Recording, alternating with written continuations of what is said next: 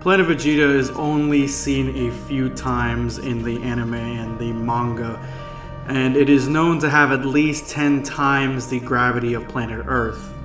This intense gravity has given the Saiyans its, their power, their physical resilience, and their natural gifts at fighting, and gives the tuffles, the other race that is on this planet, smaller bodies, so the gravity affects them less.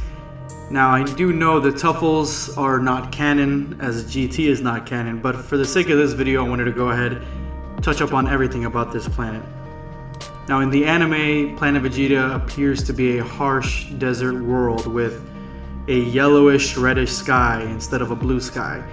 It has at least 2 natural satellites, 2 natural moons, and there is a full moon every 100 years or 8 years, depending on which dub you're looking at.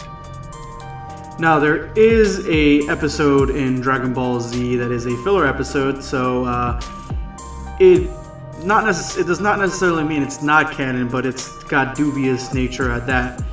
And it shows a planet Vegeta that is in ruins about 100 years before Vegeta and Nappa land on Earth.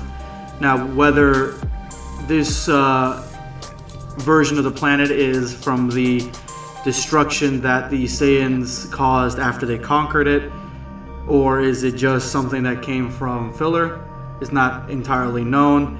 The Z Fighters actually encountered this planet, or this version of Planet Vegeta, in the Pendulum Room when Krillin, Tien, and Yamcha and Chaozu were training with Mr. Popo.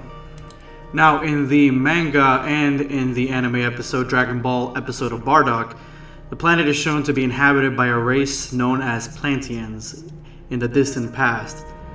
Bardock somehow is sent back in time through a number of different ways. I take this just to be a story, but we must take it as canon.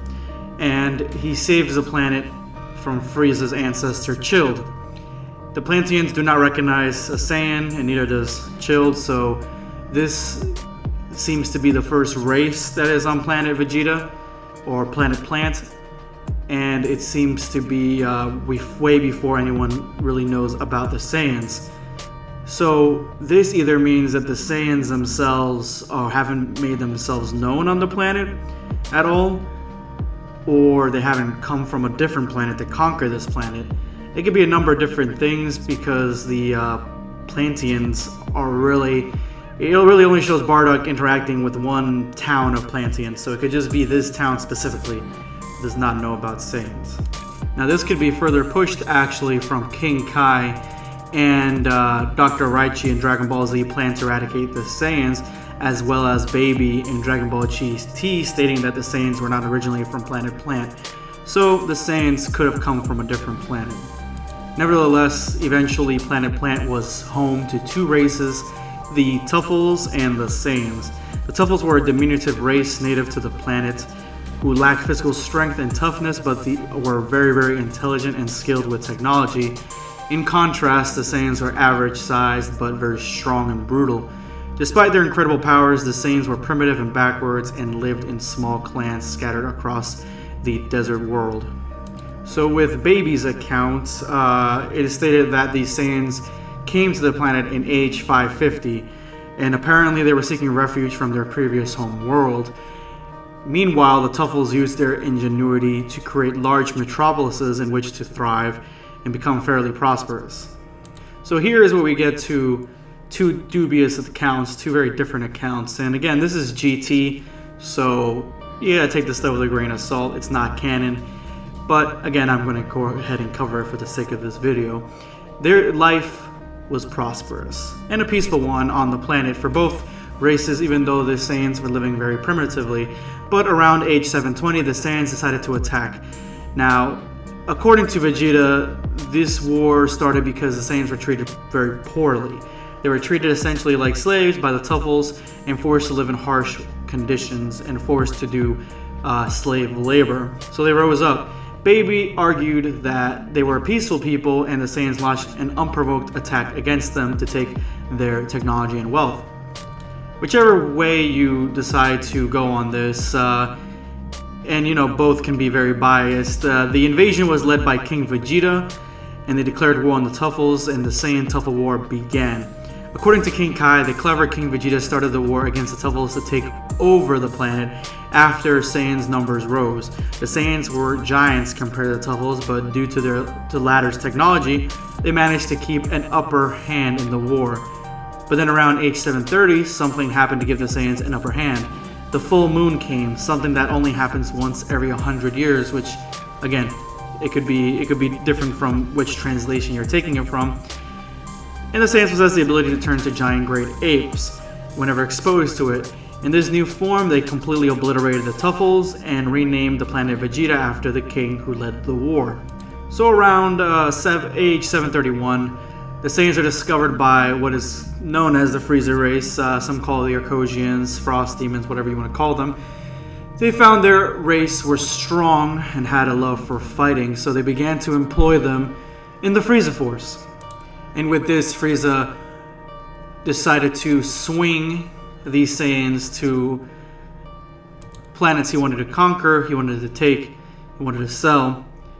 And the Saiyans, being strong and loving to fight, loving war, went along with it. And with this, the planet Vegeta was soon transformed into a military base. Frieza's men fought and were stationed around and along the Saiyans. The planet became more technologicalized, I guess you would call it, more advanced. And young Saiyans with low battle powers were sent off to other planets to wipe out the inhabitants, making the planet fit to sell. The Saiyans' fighting power increased rather quickly. Their strength, their military force became a lot more advanced and a lot more powerful. So Frieza became worried they were becoming way too powerful, and while Frieza had little fear of lone Saiyans, their power in numbers was evident that it may be troublesome. Too prideful to admit it, he also harbored a secret fear for the legendary Super Saiyan which may arise. He had a premonition that it was not just a story, and Zarbon suggested to Frieza that it would be prudent to wipe out the Saiyans before they grew even more threatening. A few Saiyans, led by King Vegeta, discovered or sensed the plot and decided to destroy Frieza. They attacked Frieza, but were overwhelmed by his power. And then we come to the part that we all know, the destruction of Planet Vegeta by Frieza destroys and completely disintegrates the entire planet, except for Raditz, Nappa, Vegeta, Goku. If you want to bring the movies in this, Charles, Broly, Paragus, and Tarbell, they all survived. And there can yet be more Saiyans that survive the destruction of the planet, so this would be the end of the planet, you would think. But even the destruction of the planet itself changes between the anime and the manga. From the anime that I would assume most of us know, Frieza destroys the planet with a giant supernova attack. In the manga, he simply states that he attacked the planet with his forces and obliterated every Saiyan. And so Frieza spread the story to the rest of his army, the rest of the surviving Saiyans, that the planet was destroyed by a giant meteor.